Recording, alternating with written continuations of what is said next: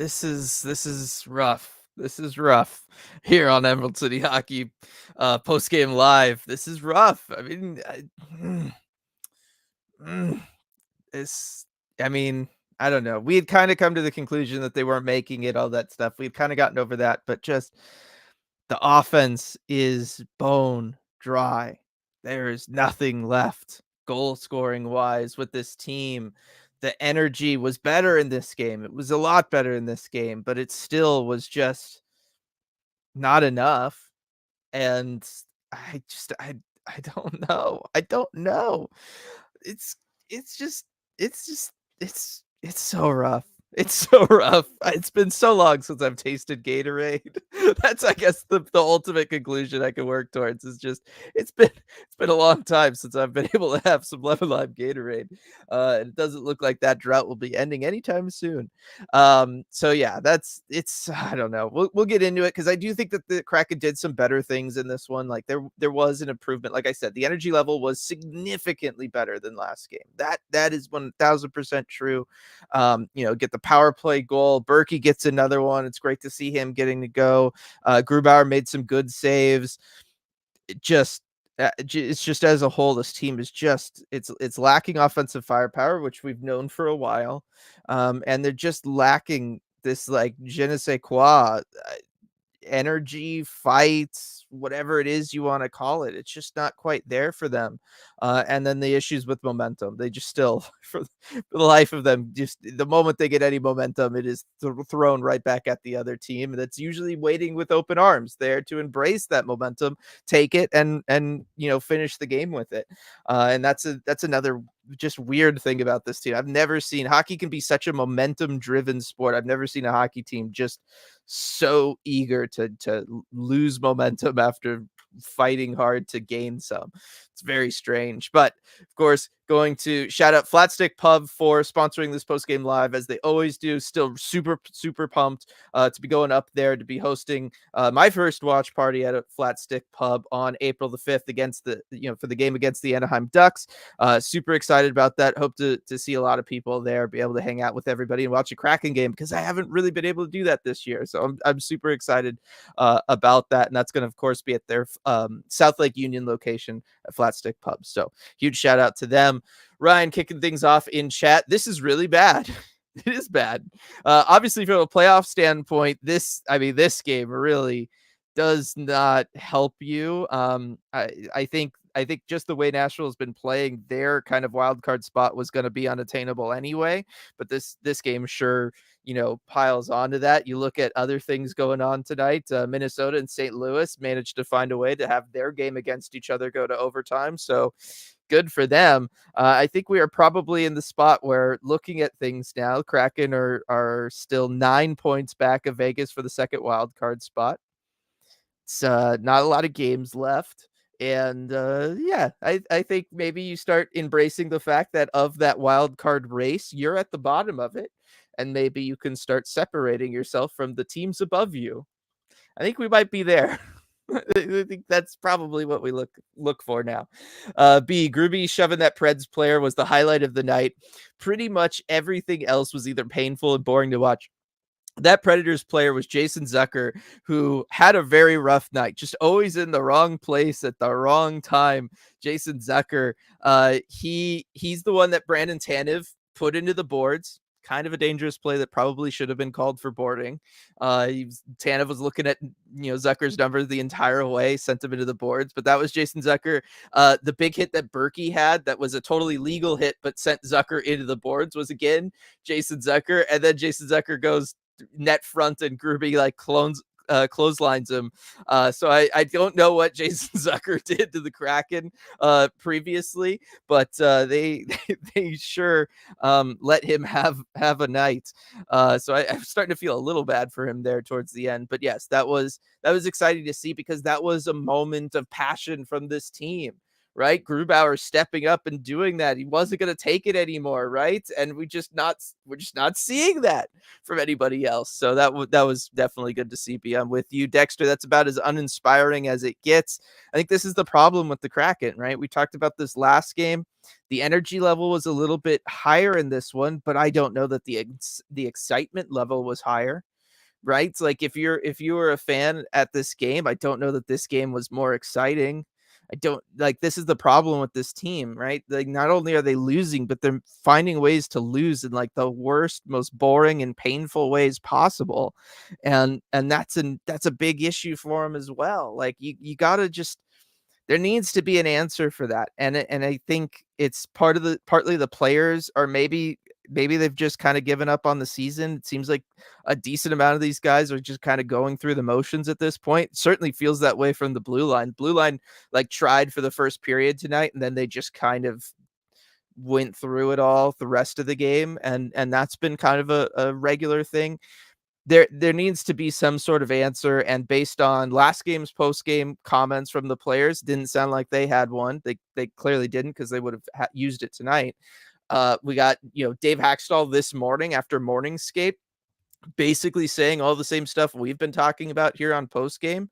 Right? They needed more offense, and they need more energy and maybe some energy from the leadership group.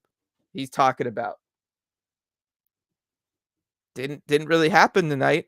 Like that's a problem this team's going to need to figure out here for a while. They just have to.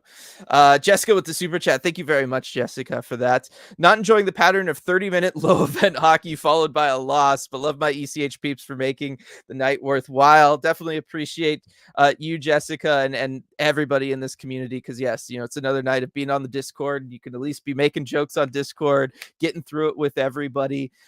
Because yeah, I mean, playing low event hockey and then losing and not even losing close is the worst. Because there's, like I said, there's nothing exciting, or to use Dexter's word, there's nothing inspiring about it. Like you're just going through the motions of a hockey game at that point, and it doesn't make for the most enjoyable viewing experience or fan experience. Lindsay, the Kraken haven't won a game since Berkey dropped the Davy Jones hat on the ground. Pretty sure it's double cursed with Berkey's bad injury mojo too.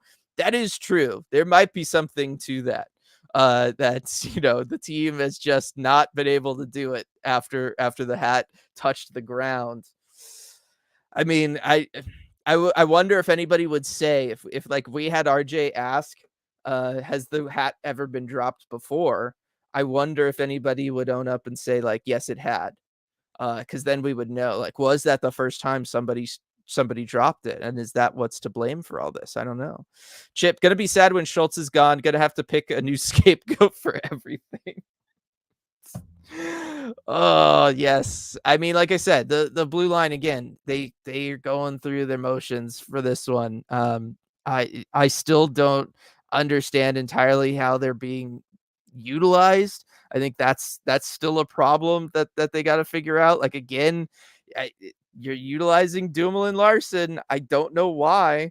And then that Schultz Evans pairing just getting obliterated tonight as I pull up the Money Puck page. Expected goals percentage of 17.2. Come on. At what point do you shake this up? At what point do you split them up? Like this is not the first time that they've been sub 25%. It's starting to become pretty regular. They have to do something there. They have to do something on the blue line to get over this. They absolutely have to. It's killing them. It's killing them. Paul with the super chat. Thank you, Paul. Deja vu all over again. This team needs scoring in the worst way. It does. I mean, the offense is just not there right now. They'll find a way to generate, a handful of good opportunities each game, which is nice, but there's just no finishing. And then I think back to chances like in the first period when Matty Beniers has that opportunity. He goes behind the net. Saros is down. He's stuck on the one side of the net. He's not going to be able to get over to the other side of the net. And Matty Beniers has his head down the entire time. He's looking at the puck, and then he just kind of blind fires a pass net front once he's kind of cleared it.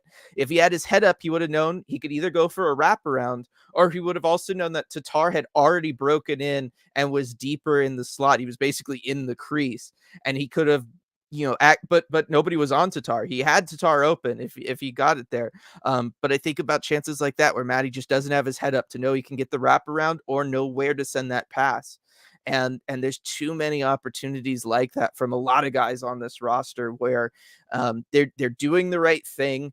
They're putting themselves in a position to make a play, but then when it comes time to make the play, we see just problems executing. I think about the 2-on-1 with Tanev, and I think it was Yanni Gord, right? And the pass comes across to Tanev. It gets through the defenseman who's back defending. And Tanev, if Tanev fires it right away, he's got him. Saros is not over yet. I watched this several times to confirm this. Saros is not there. If Tanev shoots it right away, it's a goal.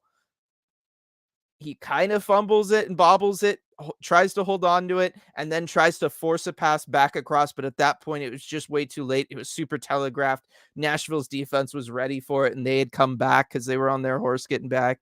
And it's stuff like that. The Kraken will generate odd man rushes. They'll generate offensive zone chances. They'll get guys open in the slot, and then they just consistently miss them, or they don't have their head up, or whatever it is. They fumble receiving the pass.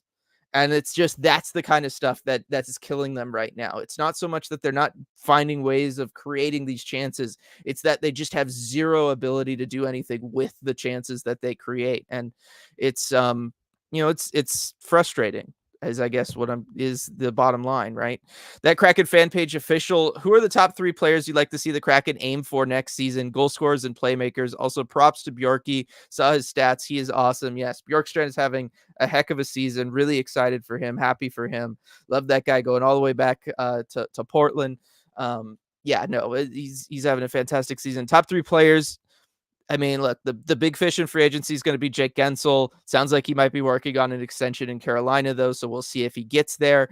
But you know, he would have to, because he is still technically going to be a free agent this offseason, he has to be number 1. After that, I mean, we've talked about trading for Zegras. We talked about that extensively last post game. I don't know. There's just the problem is there's not a lot of good answers. There's going to be a lot more shuffling of guys that are on par with the players that you already have on this team, and that's not a good look for the Kraken. That's a problem for the Kraken. We're going to do a lot more of the deep diving into all that stuff on the Deep Dive, the podcast.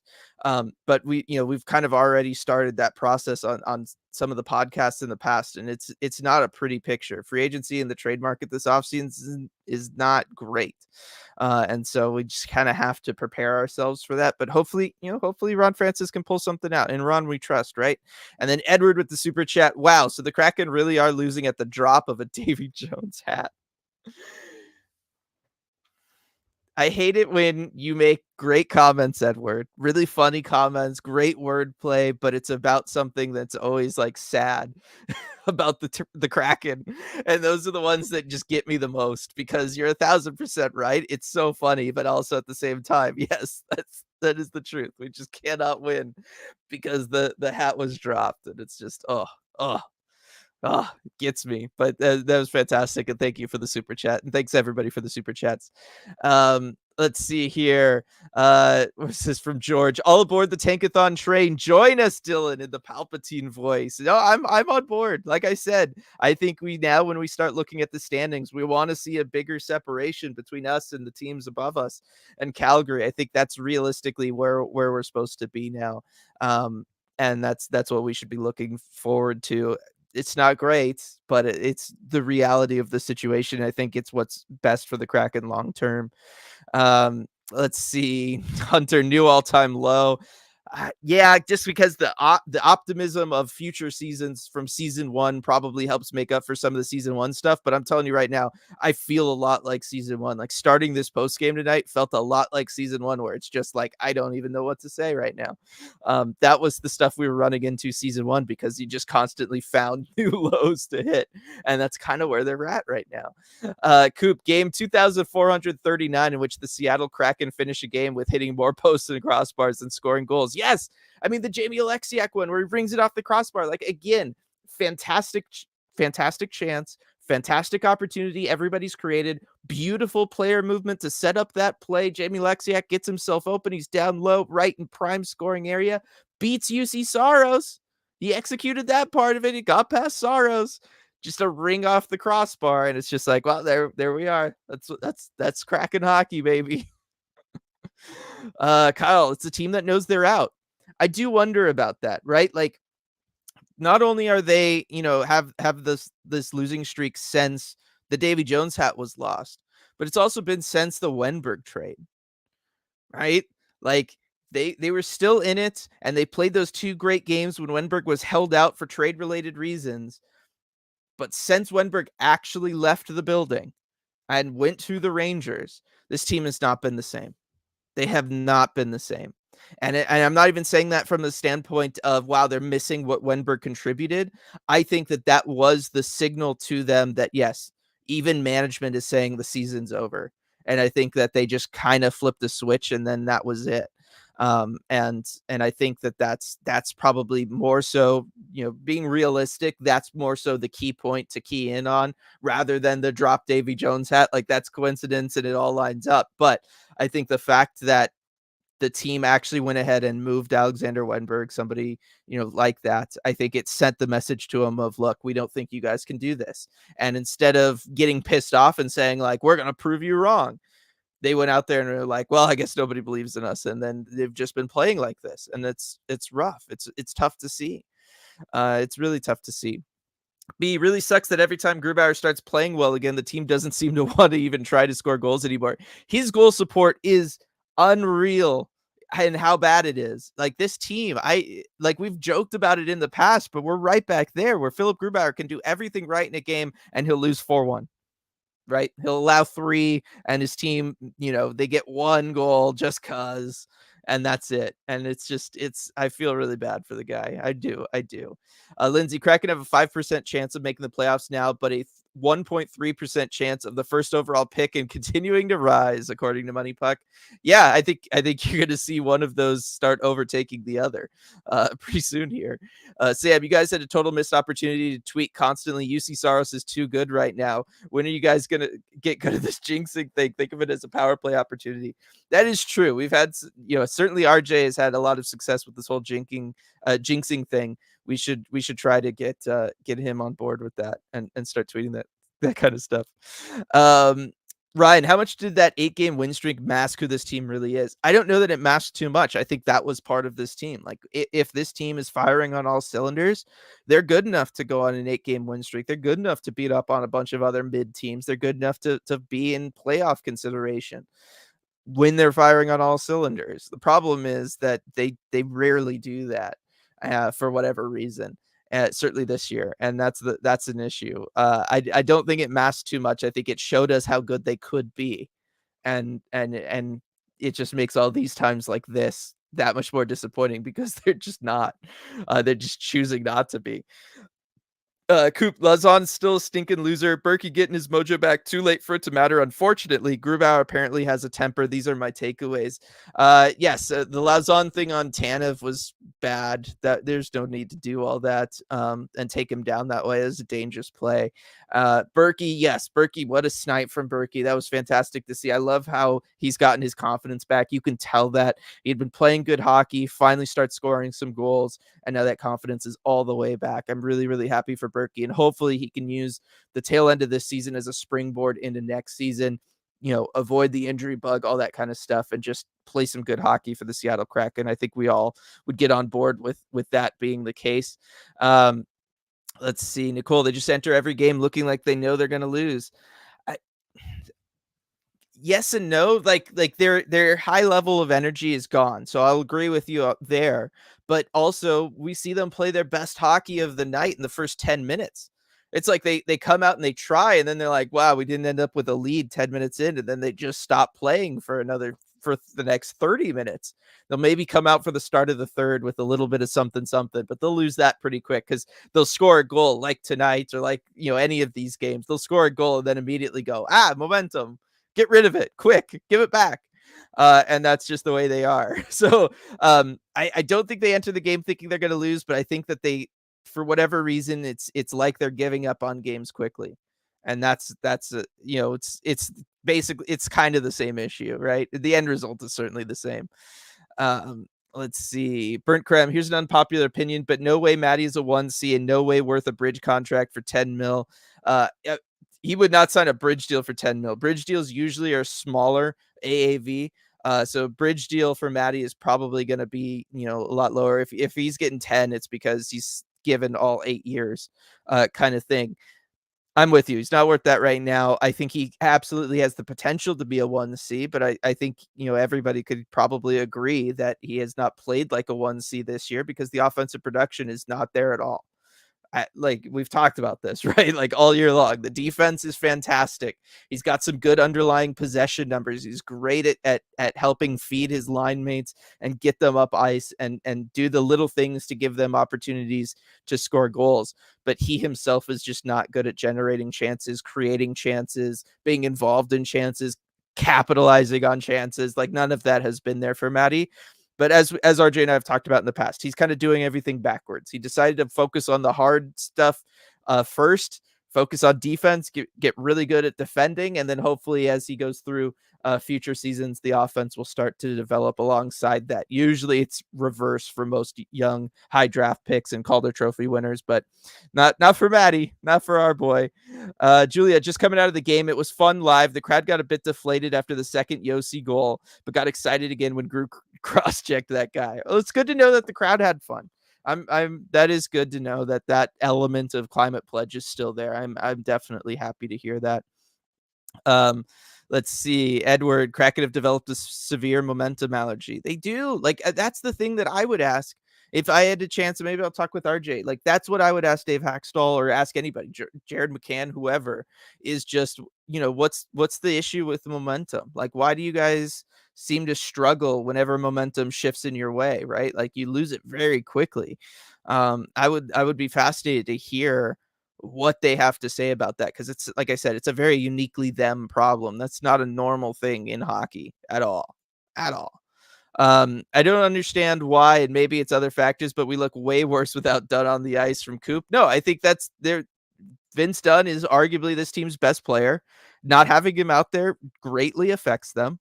Like that is true. And it's certainly from a defensive pairing standpoint, these have been terrible. Like the upside for any of these pairs through most of these games has been about a 50% expected goals percentage. Like none of them are doing good work as far as driving offense or preventing bad things defensively. Like they'll do one or the other, but they're not going to do both the way the Larson Dunn pair does when Vince Dunn is out there because Vince Dunn plays, you know, super solid defensively. He's probably been their second best guy in the defensive zone this year behind Brian Dumoulin, and he's their best guy offensively. He's arguably their best offensive player, period, forgetting just about blue liners. So no, it is not coincidence that also this losing streak has occurred with Vince Dunn being out of the lineup. Like they absolutely, I know somebody had put in the comments somewhere, I saw it pop up that they're 3-13-3, I think, without Vince Dunn now. Like that makes a lot of sense. He's their best player. He just is. I think this season has proved that last year was not a fluke. He improved his game even. His defense has taken, huge strides since playing with Adam Larson. You go back to watch him in season 1, you watch him now, his defense is so greatly improved. No, Vince Dunn is just their best player, and not having him out there has hurt this team. As usually it does when your best player is out of the lineup. Let's see. I'm okay with losing to teams who are in keeping Vegas out of the playoff business from Striatic. I think that's another element to look at as we start maybe embracing the tank and all of that kind of stuff. I really think that's where we're going. Let's see, Hunter. Is it bad that I'm starting to get apathy from this team? I would say that, yeah, it's never something good. It's not something you ever want to hear somebody say. I feel bad. But also at the same time, I understand where you're coming from, Hunter, right? Like it's not just that they're losing. Everybody's experienced losing in sports fandom before. But there's certain forms of losing that are worse than others. And when you enter the game not feeling like your team is giving it all, or that there's low events and it's just kind of boring, that's when I think the apathy starts creeping in. And what we've seen from them these last 2 games and 3 of the last 4, the Vegas game is the big exception, but you go back to the first Winnipeg game at home, last game and this game, I get where you're coming from. They've been bad games, right? They're not fun, they're not exciting, and the team just has done nothing like in them. Like those are really tough games. So I would say hang in there at Hunter. You know, it shall pass. But at some point, I know, and I think other people will start feeling that way as well if this is the way it continues to go for them. Lindsay, give us 2024 draft player to look at highlights. Give us hope, Dylan. I'm working on it. I have two different scouting videos in the works right now. One for Celebrini and then one looking at the top 5 defensemen. Uh, and I've kind of pivoted more so to focus on the top 5 defensemen video and try to get that out because I don't know, that might be relevant for all of us here in this community. Just saying, just saying. So I'm working on that, Lindsay. Don't worry, it'll come out soon. Nicole, the post RJ made about the benches during TV timeout. Ouch. Oh, I did not see that one. I was on Discord and not on Twitter for this game. Oh, I don't like the sound of that. Cole, hot take. At this point, we should be all in on Francis using his Penguins history to convince Crosby to come here just for the presence to mentor Maddie and Shane. Also puts butts in seats. It would definitely put butts in seats. Kraken would be very much on the radar in the hockey world. I don't know that we would be able to. I don't know that Ron Francis would be able to use his Penguins history to out leverage Nathan McKinnon in Colorado, which I know nobody wants to hear that here. But that's it would be great. That would be fantastic for sure. Okay, got RJ here ready to join us. Let's get RJ in. RJ, I mean, it's another tough game, very similar to last game. Yeah, it felt a lot like last game. And I mean, you'll probably guess the mood in the locker room was pretty similar to after last game. I would say, I guess, a little bit less of a search for answers, a little bit more confirmation of what the answers are. That's something that Andre Burakovsky certainly talked about. He said, we make it difficult on ourselves.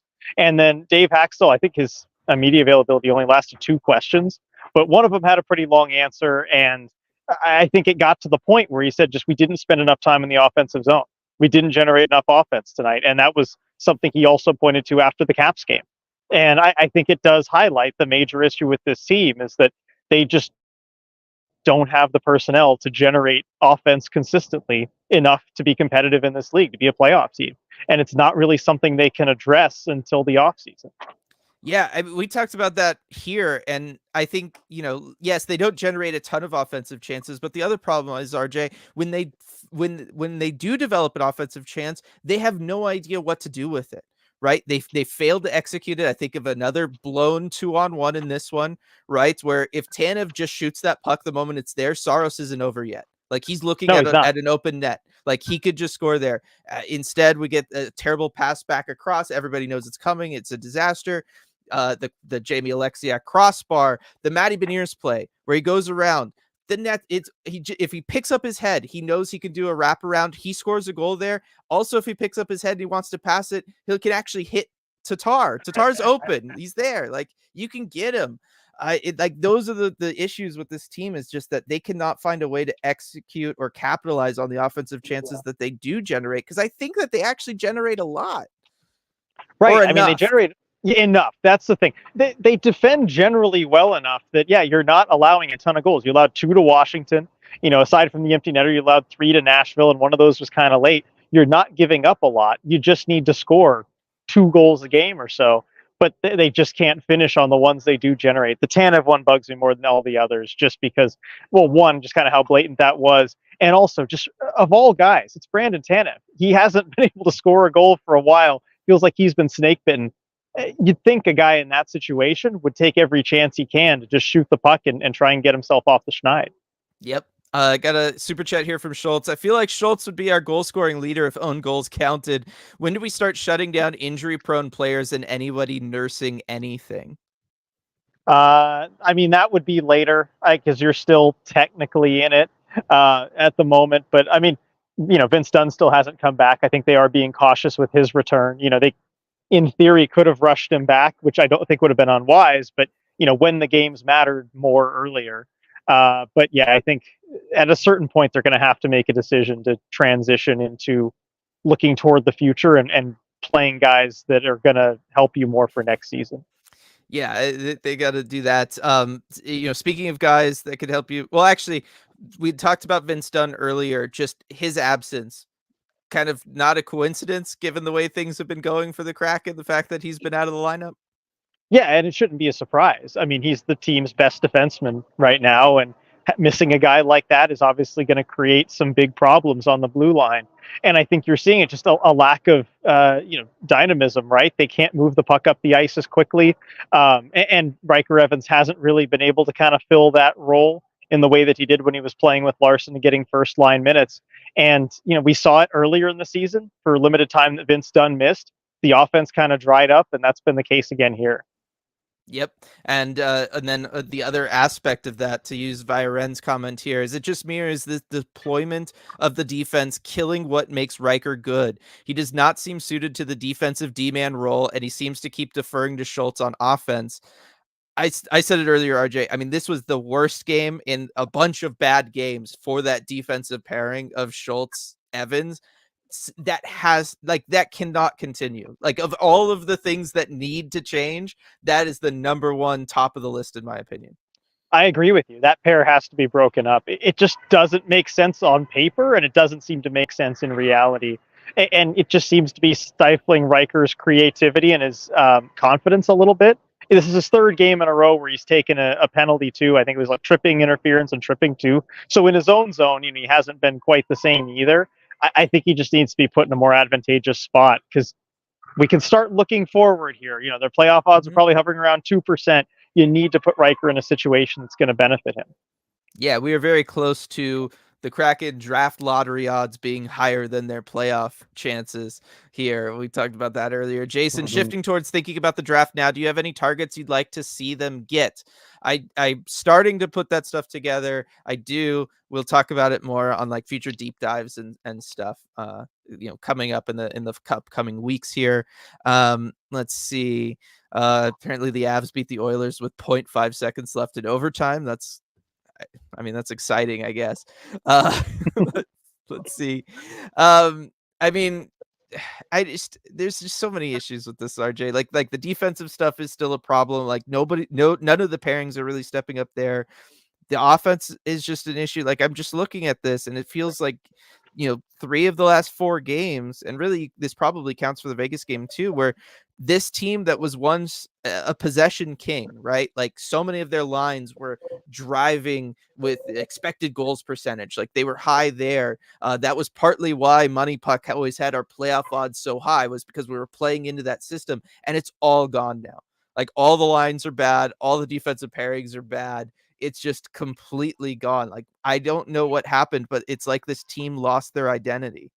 Yeah, well, speaking of the forward lines too, I'm curious what you thought of the line juggling that happened before this game. McCann goes back up to the first line with Beniers and Everly. You have this weird leftovers line of Yamamoto, Tanev, and Burakovsky, which I thought looked really good at certain times and looked bad at other times. It was just a weird looking line. But it really was kind of, it looked like they were trying to load up the top 6, leaving the bottom 6 for, whatever is left. And it just didn't work out for them. No, it didn't. And I didn't think that any of it looked inspiring, right? Like, Yeah, not on paper, no. None of it gave me confidence. Like, the best line eye test wise, and then also as I'm looking at the Money Puck, the best line was Cartier, Belmar, Tatar. But like, who were they playing against? How were they deployed, right? Like, they were put in spots to succeed, but they weren't going to be the team to drive offense for you. But, after them, the next most successful line was the Beniers line, 34% expected goals. Yanni Gord line, 25% expected goals. And then the leftovers line you're referring to, 14.8. Yeah, that's not good. No, it's not good. And like I think said, their first shift of the game was their best. Probably. And I liked the passion from Yamamoto, right? He was getting into it a couple times in this one, standing up for Brandon Tanev after Jeremy Lauzon takes him down in a bad way, right? Yeah, taking on 4 Preds by himself. I mean, that took guts, right? Especially for a player as small as Yamamoto is. He was working so hard in this game. He was really trying. But I think ultimately, the results weren't great. He made some mistakes, and it also just comes down to the fact he's not a center. I hate to say, because I know he loves playing center. He's not a center, and you saw it on the first Nashville goal. like where he doesn't take away a passing lane that a natural center would see. Yeah, no, he's not. I actually really enjoyed that sequence where he goes after Lauzon. I thought the Predators handled that like perfectly because the three other guys just surround them. They don't touch Yamamoto. If you look, they don't ever make Mm-hmm. a move to go after Yamamoto. They let Yamamoto go after Lauzon. They understand, but they insulated the two of them to make sure that nothing then got out of hand past that. Like I thought that was a really like kind of a heads up approach from the three guys out there because I could see them maybe want to go after Yamamoto, but they didn't. I thought that was Yeah, interesting. especially a guy with like McCarron who was there with his Yeah. size could just pummel him, but he chose not to. Yeah, no, they definitely they just let the course of things play out. I thought that was interesting. Riley with a super chat. Who can we realistically attract this offseason? Feel like Francis would want to do a do-over from free agency, leveraging their playoff run more. They didn't have a ton of opportunity to do that last offseason was the problem. Yeah, no, they really just didn't have the cap flexibility. Everything's set up to have all the flexibility this coming off season. And when you look at free agents, I mean, top name available is Sam Reinhart, kind of falls off after that. Yeah. So one of the things we've talked about is just like what has kind of caused this, and there's the joking reaction of the Kraken haven't won since Burakovsky dropped the Davy Jones hat. And the David Jones hat hit the ground, right? So there's that element. But I think it more so has to do with Alexander Wenberg being moved, RJ. And I Mm-hmm. talked about this and the idea that, look, they had the two games that were really good when he was held out for trade related reasons. But once he actually left, I think they took that as a sign from management that that's it, right? Like they were giving up on the season, and I think that really affected this team. And at Striatic here, they did get pissed off and try to prove the world wrong for 2 games after the Wenberg trade, but I think those were the games really more so before he was traded. Like yes, the trade was gonna happen, but it hadn't been done yet. Right, and it was also the opportunity potentially to prevent future trades or prevent, thank you, additional Yeah, trades. And I do think that lit a fire under them. But after the deadline passes, that motivation can go away. And I do think you're seeing a little bit of that. What did we say on the podcast, Dylan? When we were going over the different potential trades the Kraken could make, and we arrived at the Wenberg trade. right. That's the one that says they're throwing in the towel on this Yep. season. That Yep. was what our takeaway was. And I think it's hard not to see that if you're a player on the Kraken. Yeah, and it's just it's unfortunate. Riley, soft and boring hockey from the boys, lack of goal scoring and snarl to their game. Love this team, but we need some shakeups this offseason. I think that's again the biggest thing here. I mean, we've had people talking about having apathy, right? Because these games they're low event, RJ, they're not exciting, They're and then so on boring, top of Dylan. it, the team loses bad. Right. I mean, and what's the saying? Merrick likes bringing up. If you're gonna lose fun, Yes. No, and but it's they're certainly true. not losing fun. Sports is entertainment. I've always talked about that. Sports is an escape. You don't want to escape and spend a bunch of money to go and watch a boring game, right? Like that doesn't that's the antithesis of what you want, right? You want a Vegas game, right? You got to lose, at least lose big and exciting into a rival, and you've got your emotions going and you feel like you experienced something.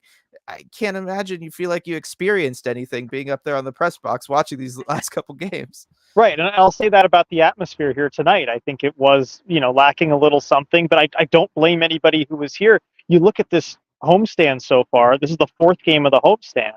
And in all those games, through the first two periods combined, you got one goal. That's really hard for a crowd to get into things when you score one goal in the first two periods over 4 games. Like, how do you get excited, right? It just kind of lulls everybody to sleep. And again, when you do score, you immediately give the momentum away. Like they Yep. don't want momentum. This is what I want you to ask next, like practice, morning skate, whatever, RJ. And I'll help you. We'll craft a question, but Yes. it needs to be asked. Like I've never seen a hockey team, RJ, get rid of momentum so quick. Like they don't want it. It's like they don't want to have momentum on their side. And I don't understand that in a sport where momentum is like the biggest thing. Like you work so hard to get that momentum. We watch the Kraken. They work really hard. They'll get a game tying goal like tonight, and then they just immediately punt it back to the other side. I know. Yeah, you saw it tonight. You saw it a lot of times on this homestand where And I know some people complain about the Yanni Gord penalty, but again, you're in your defensive zone. You're chasing the puck. Like, those are the kind of penalties that result from Mhm. those situations. If you keep your foot on the gas and are in the other zone, that doesn't happen. And yeah, Nashville on the power play took them not very long to convert, and all of a sudden you're back on your back heel again. Yep, Northwood's Nick Gruby taking defense into his own hands. Hate it was necessary, but it certainly brought the crowd back into it at CPA. It did. That was the loudest it was in this building. We were all so surprised, and there was gasps from the press box. Just thinking that wasn't very gentlemanly, but I think he was a little frustrated.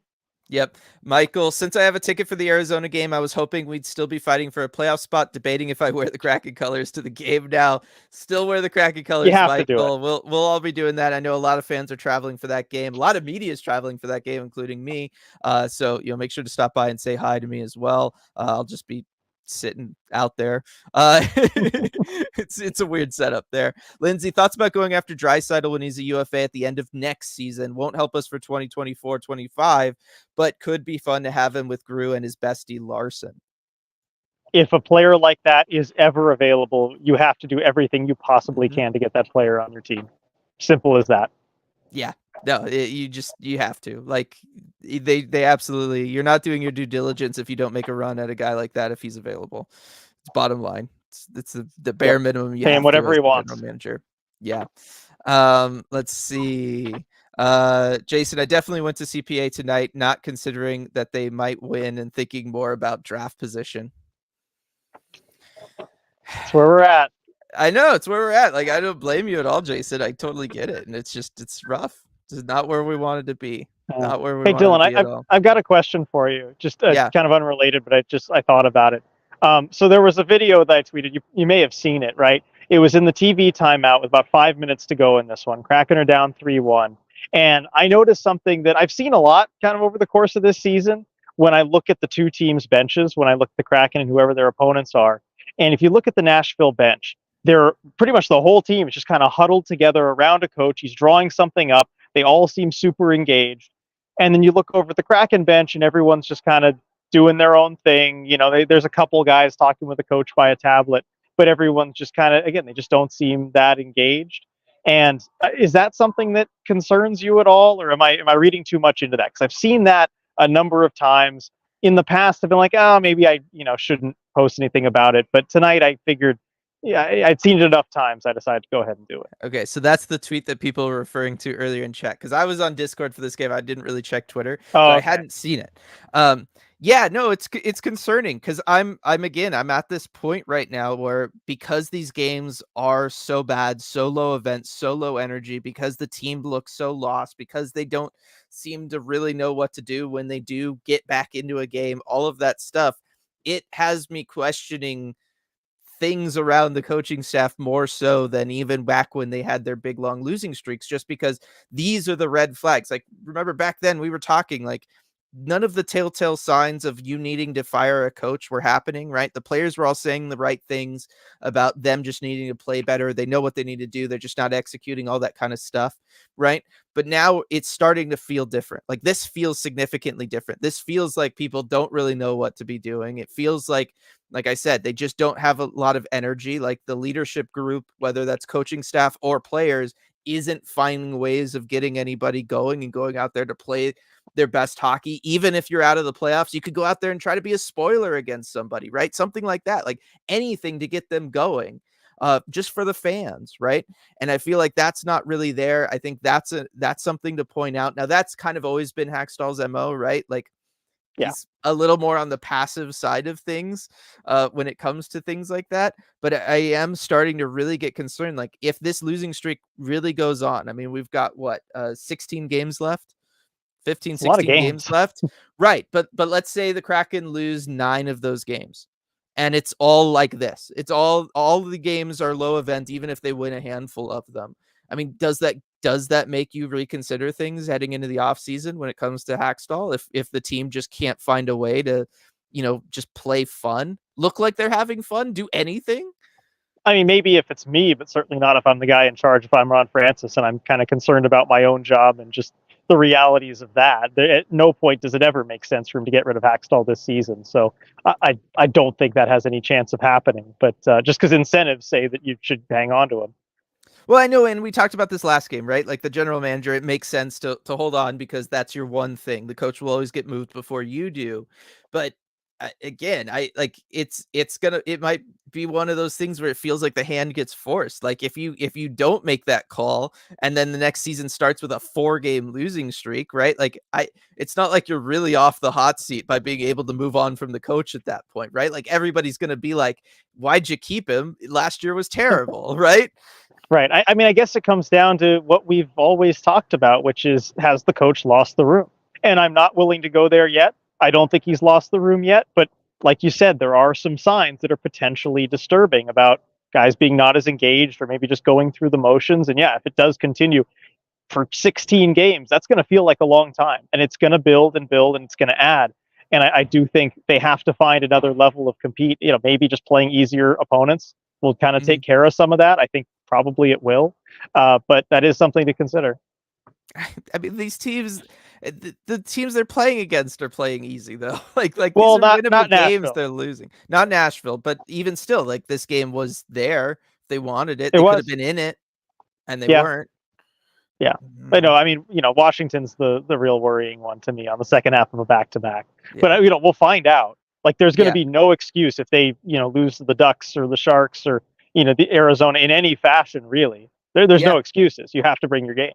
yeah. Russ, 8-game losing streak at the beginning of the season. Dang it. 8-game losing streak after basically getting eliminated from the playoffs. Yay, I guess. Yeah. Yeah, I have checked the bottom of the standings to kind of see where they're at there. I'll admit. Yes, definitely. Robert saying coaching change needs to happen. Let's see. Coop, not staying for more than 2 questions and just seeing we need better players is lame, in my opinion. Well, no, I mean, Um, as if he's talking about Hackstall, yes. then like he stays for as many questions as the media asks. It's just we've seen this same game happen a few times, and there's not a whole lot more you can kind of pile on and add to it. You mean you didn't ask him if he feels like he's lost the locker room? Yeah, that's more of a practice day question. Yeah, I know. Jake, I think the deep pairings are proof that the organization has embraced the tank. I mean, if they stick with them, certainly after this game, I might be on Yeah, board with that. but when they set them, they were very much in it. And I can tell you, they were not thinking tank at that time. Yeah. No, they weren't. They weren't. It's just like I said, I don't know why you would continue to roll these Yeah, out when it's just been so bad, and especially after the forward lines get changed all the time. No they do. issue line scrambling the forward lines. Defensive pairings untouchable. That's Hackstall's philosophy, though. It's been that way from year one, right? The forward lines can be moved all you want, but he really values consistency on those D pairs. So he finds something he likes, he sticks with it. Yeah. Now, RJ, take a deep breath here. Okay. Need you to do that for me. Just try to relax. All Riley right. with the super chat. Todd McClellan, new head coach.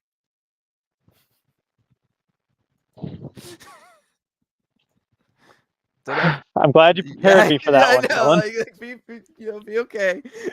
No, No. The team would improve in the regular season, RJ.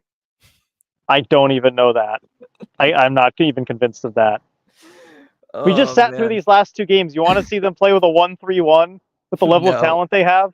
No, I know. Don't get me It's started. just Yeah, I know. But thank you for the super chat, Riley. yes, thank you. Appreciate it. Yes. No, this is more of a guy issue, like player issue rather than a coaching issue. Like I still do feel that way. Like with the exception of the blue line issue, like those need to be shuffled. Everything else though, I mean, it's like I said earlier, they just don't have anybody that can capitalize on an opportunity. Yeah, They're good enough to create opportunities. They're not good enough to finish on any of them. yeah. I mean, that's what Merrick always asks, right? Is this a problem of coaching or composition? I think Yeah, it's a problem of composition. it's a composition issue for sure. Curious for those top 5 defensemen prospect video coming up, who specifically are they? I don't have the list totally in front of me, but it's the consensus top 5 guys that's out there for everybody.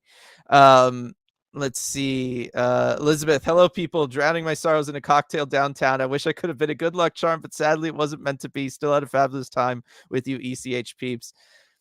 Brutal trip for Elizabeth. I know. I'm so sorry, Elizabeth. I hope you still had a good time, but yeah, rough luck with some of the games. And I did see you down there during warmups. Got some pictures of you last game meeting Bowie, so you'll have those. But yeah, unfortunate there. And I know you're trying to get the puck from Grubauer, but we couldn't make it happen, unfortunately. I know. I do feel bad, Elizabeth, Jen but tried so much. She really did. yeah. Let's see. Anthony Grubauer's shove at least showed some damn fight. Goaltending is the only reason to watch this dead team. Ugh. Um, it's rough. It's rough. This is like season 1 stuff, RJ. Ugh. Yeah. Burnt Creme, I said it earlier. There's still nearly 20% of the season. Tickets are not cheap for a bunch of quitters. Yeah, I mean that is part of it. Like again, like I said, just you got to find a way to get going, right? And the fans are as good a reason as any. Probably the best reason, actually. Yeah, although I mean, historically, it hasn't really worked. I mean, they've lost all 5 home games in March. They've won both of their 2 road games in March. Doesn't Mhm. seem to be helping. I mean, I go on. I think people have mentioned this in chat before, but like I go on the show Mitch Unfiltered with Mitch Levy, and he likes to ask Darren and I after every show, like, why can't the Kraken win at home? Why can't the Kraken win at home? All the way back to last season, he's been asking this. I know he's going to ask it next show too because they just can't get the results at home. No, And they can't. I still don't know what to tell him. I I never don't know what to either. tell him. I don't either. It doesn't make sense. Sam, just for reference, when Hackstall was fired from Philadelphia, then GM Ron Hextall was sent to the gallows first before the coach. Interesting. That is very interesting. Um, although I guess how no, I mean Hextall was there for a little while. How long Was that was his Hextall first there? coach? It might have been. Hackstall and Hextall. That's going to I get know. that I was know. so confusing. I remember How at the did time. Philly media handle that, man? Uh, Viren, fun in quotes, fact. They've been shut out more times this year than in year 1. Wow. I believe it. The offense is Yeah. terrible this year. Like it's only been because they've had goaltending this year that they've been in as many games. Yeah. And year 1, they worked so hard. They would always claw back and They get at least did. 1 goal at garbage time. They could be Right. down whatever it was. They would find a way to get some goals in garbage time. Right, but that was like their thing, right? And that was the Mm-hmm. thing that we really, had a lot of fans embrace the team with was the fact that they never said die, they never gave up. They went out there and they did battle for the fans. It was a bad team home and away that first season, Yep. right? But they battled for the fans at CPA. And I said it earlier this year, like a month into the season, I was like, where is that team? Because they had it last year, but they were better and they won a bunch of games. But this Right. year, that's been gone, and it's never more evident than in these the Winnipeg game, the Capitals game, and then this Predators game. Like there is not an ounce of that left to them. Right. The whole team just kind of feels resigned at this point. But when you have these games at home against fans that come out to cheer you on, even when the odds are really slim, you can't be more resigned than they are. Yeah.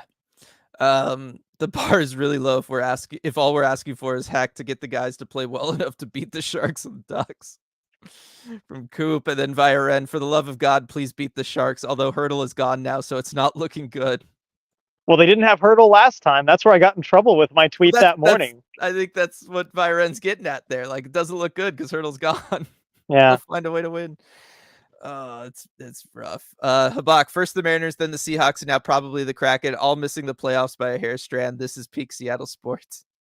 I guess so. I guess The this Kraken are fitting right in. the Seattle sports thing, that like curse is just too powerful. It just the gravitational pull of it, it just grabs them all. The Kraken almost escaped last season. Yes. As frustrating as this season has been for us fans, it has to be way worse as a player. It must be very difficult to bring a high level of intensity at this point from Michael. It is. Like, your season is over, you're beat up, you've played 66 games of hockey. It's awful, like, to be a player in a situation like this. We've heard this from several players in the past, not from necessarily from this team, but from other teams and throughout hockey history. It is really rough on them. Yeah, it's a lot of punishment for your body. And when you have the time to look around and be like, okay, for what? All these guys want to win a Stanley Cup so bad. And when you see that goal, it's kind of easier to get yourself motivated and put your body through all that. But when you know that's really not in the cards, it is hard to kind of just get up each and every game and do that. Yeah. No, it is. It's really, it's really, really tough.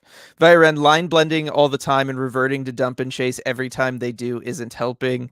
It's not. I mean, again, you'd think at some point they would learn the lesson from that. You'd think, I don't know. At this point, it seems a little directionless. Yeah, yeah, no, it is tough. Let's see. Having the highest tickets in the NHL is tough with the level of play this team has from Andrew. It is. It'll be interesting to see what happens next season with that. Very Um, interesting. And I let's will see. say, like, a lot of empty seats these last couple games. Hmm. They've been sellouts on paper, but a lot of Yeah, seats empty. yeah. Riley, what are our odds of getting first overall if we continue to tank, assuming we drop into the bottom 8 of the league? They're still not going to be high, Riley. Like you're Yeah. talking like what, sub 5%, I think. Yeah, certainly. Like 2-3% at most, even if they can kind of drop below Montreal and Pittsburgh. Yeah. Right. Another one from Riley. Right now, kind of wish we never would have had gone on that 8-game heater. Would have made trading guys easier and a better chance of getting a draft pick that could truly make a difference. That is the difficulty in the NHL. You don't want to be in the middle as much as you can avoid it. You want to be either at the top or the bottom. Yeah. And then Habak, please tell me the Panthers can't afford to keep Sam Reinhart. Sam Reinhart is dangerous. Do not fall for it. That is the most fool's gold of a free agent there has ever been. Yeah, and I mean they can't afford to keep him too. If I was him, I wouldn't want to leave. Why would you No, want to leave that great situation in Florida? yeah, no, I wouldn't at all. JTB Hockey, do we truly believe the Kraken will make a run for Zegras? Do we have a chance for him? I don't know how realistic them making the run at him is, but they absolutely have a chance at him. Like he's gonna have to be moved by Anaheim some point, probably the next calendar year. They have And the assets to they do it. have the assets, yeah. Yeah, So if Ron we'll wants see to, how much the Ducks would want to avoid trading to a team in division. That's the only thing I could see that would hold it up. mm-hmm. Fusion mix, man, I wish the gold draft system was in place. Me too. Dylan doesn't like it. We No, will have I this don't think argument at it'll some work. point. Yes, and maybe we transition that just because of the way the season's gone from a red glare to a deep dive, so all the Kraken fans can hear it. Ooh, that could be fun. Just because it's surprisingly relevant now for us, RJ. Unfortunately. Yeah. I know your scouting stuff has really changed the outlook of it. You're having to look It from a was. Kraken perspective I versus was before it's just the top guys and then later. I was telling people because I transitioned from doing the Celebrini video to now doing like a top 5 defenseman video. Yeah, Like, because like I just think that that's more relevant right now. It's certainly more so what I'm thinking about. And so if I've got to find a way to edit a bunch of video, I want it to be something I want to do. yeah. Uh, let's see. That is a big problem.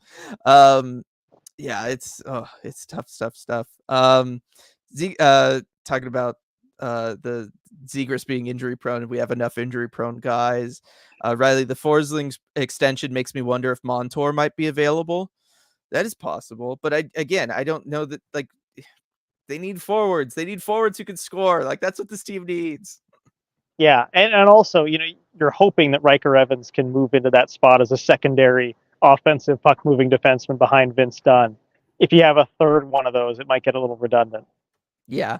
Bryce, not that I want to pay Reinhardt, but I think Nazem Kadri off that ridiculous Colorado season is the all-time free agent fool's gold leader. It's up there. Yes, but also I think he was paid less. Teams saw through it at least a little bit. The contract was terrible to Calgary, but the number wasn't that high. Like Reinhardt is going to be paid much higher than Kadri's 7. Yeah, because he's still young enough. Teams are going to pay for it. The term on the Kadri deal is what made it bad. Yeah. Yeah, and also, I mean, like he did do that in the postseason. If you get Kadri to the postseason, he does turn into a different player, and it's a valuable player to have. As long as he's not getting suspended, yes. Yeah. Well, as we established, RJ, they don't suspend for that long in the postseason, so it's okay. Oh, him they do. Oh, that's true. He's the exception, not the rule. Jonathan Huberto has entered the chat for Fusion Picks. Technically not a free agent signing. Yep. That's why he hasn't been mentioned. Let's see, Zoe. I really don't understand why they aren't trying to do an Evans Larson pairing. Is there something I'm missing? Not really. I just think Hackstall wants the veterans in that spot with Dumoulin and Larson. He trusts them more if they're going to get a ton of ice time. when the season is on the line. I think at a certain point, if Dunn is still out and the team realizes it's over, then you might see it. But I just think in crunch time, Hackstall, like most NHL coaches, is going to default to his veteran defenseman. That's fine. Keep them together. Split up the other two pairings. But if you're gonna keep Dumoulin Larson together, give them more than 1649.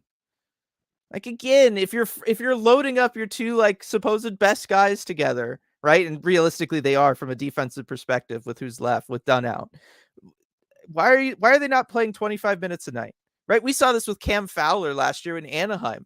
They played him 40 minutes one game.